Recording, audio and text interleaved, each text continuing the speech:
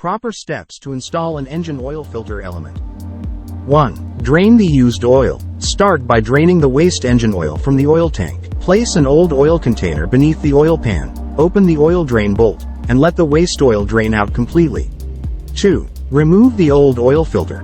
Position the old oil container beneath the machine filter and carefully remove the old filter element. Take precautions to prevent any waste oil from contaminating the interior of the machine. 3. Preparations before oil filter installation.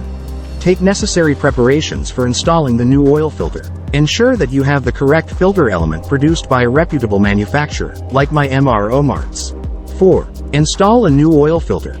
Inspect the oil outlet where the oil filter element will be installed. Clean any dirt or residual waste oil present. When installing the new filter element, avoid over-tightening. It is generally recommended to hand tighten and then use a wrench to twist it 3/4 of a turn.